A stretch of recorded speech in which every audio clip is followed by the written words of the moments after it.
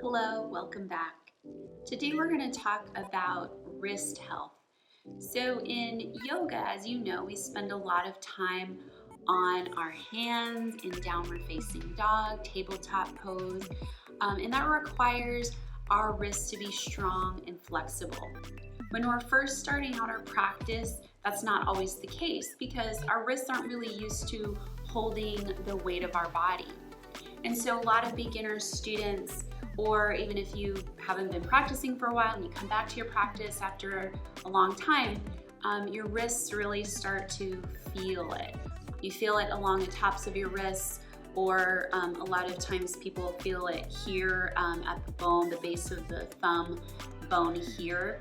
And that's because we are asking quite a lot of our wrists to support our weight in those poses.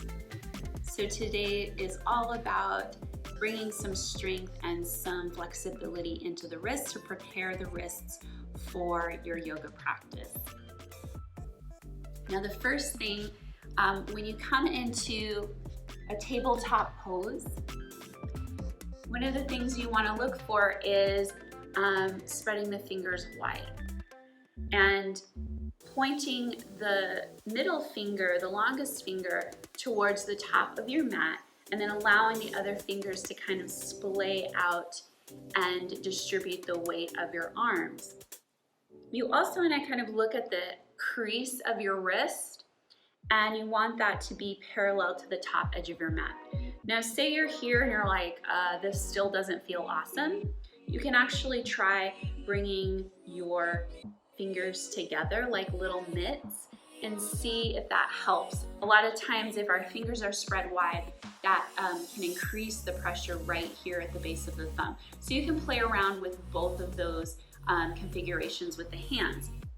I'm going to kind of lead off of this one though, where the fingertips are spread out. Now if we're in our downward facing dog, all of that weight is kind of transferring down the shoulders and the arms, and it has to go somewhere. That energy has to spread out somewhere. And oftentimes it concentrates right here at the base of our wrist. We're pressing down into the earth. So to distribute that weight, what we can do is, again, spread the fingers wide and then pretend that you have something underneath that you don't want to squish. Say you have a little ladybug there and you don't want to squish that little ladybug. So you lift up, you activate the center of your palm and kind of it's like a suction cup. And you're going to lift up that center of the palm and press actively down through the pads of the fingers. And that will help really distribute the weight from the wrist and down out into the fingers. If you're here in this mid way, you're going to do the same thing. You're going to kind of lift up the center of the palm and see if you can press more actively through the knuckles of the fingers and into the pads of the fingertips. Another thing that you can do here is make sure that the elbows are helping to support. So if you're winging out your elbows like this, not only is that going to pressurize the shoulders, it's going to create a lot more pressure for your wrists. So we want to draw the elbows inward, and if you're bending the elbows, allow them to point back behind you so that the fronts of your arms point forward, okay? So those are a couple of ways that you can set up your tabletop pose in your downward facing dog that's safer on the wrists. So coming into your tabletop pose, from here, spreading the fingers wide or fingers together, you're going to kind of just get the wrists used to having pressure on them. Shifting forward and back.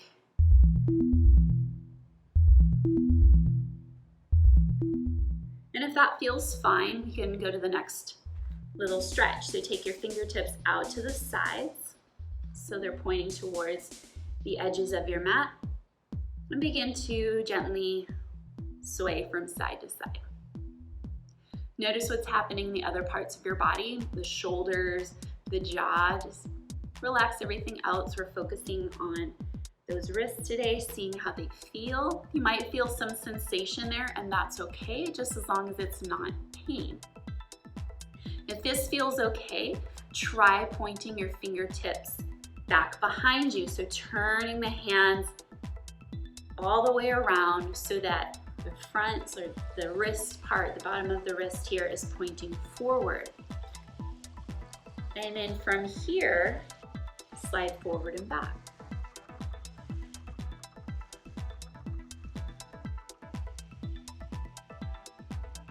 After a few of those, roll off of your wrists nice and slowly, and let's come off of the wrists completely. Roll them out, and actually squeezing the forearms and the wrists can help release any weirdness there as well. All right, so now that those wrists are feeling a little bit better, we'll come back to hands and knees, and we'll take the tops of the hands down onto the floor. So again, the fingertips are facing towards the knees, but this time the tops of the hands are down. And just as before, gently slide forward and back.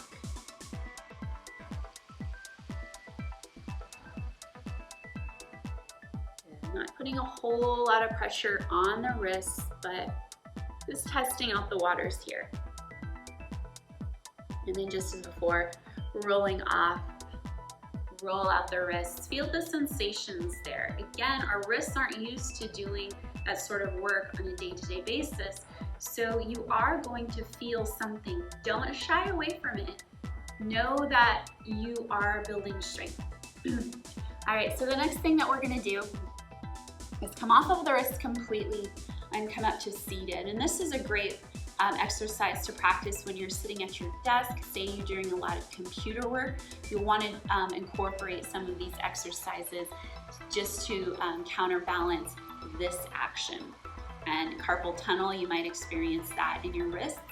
And so what we're going to do here is take the backs of the hands together, fingertips facing down, draw the elbows down, sit up nice and tall, and begin to draw those elbows down even more. Keep the backs of the hands together. Try and keep the tops of those wrists drawing in towards each other. And then from here, roll up the fingertips and roll them down again. Perhaps take them forward and back around. Just keep moving in this way.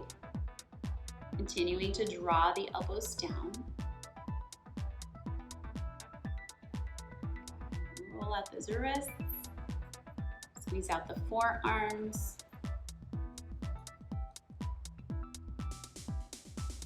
Interlace the fingers together and begin to draw a figure 8 with the hands.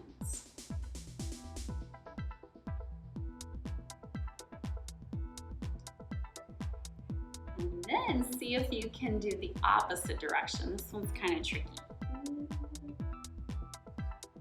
I don't know if that's a figure 8, it's more of like a circle. I think I'm going the same direction that I did before, but anyway, you get the idea on that. So creating some flexibility, some warmth in the wrist. It's a joint, just like the shoulder joint, the hip joint. Not just like it is a different type of joint, but we still want to give it some love and some energy.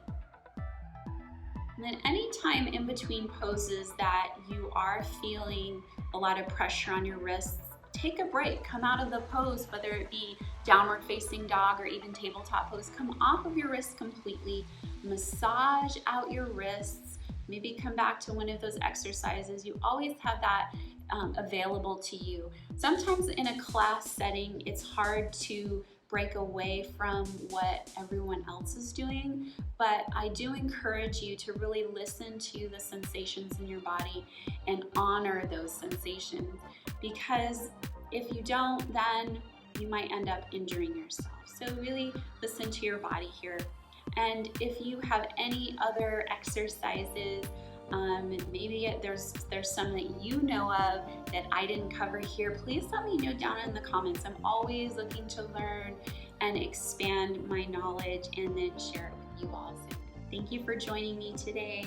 Namaste.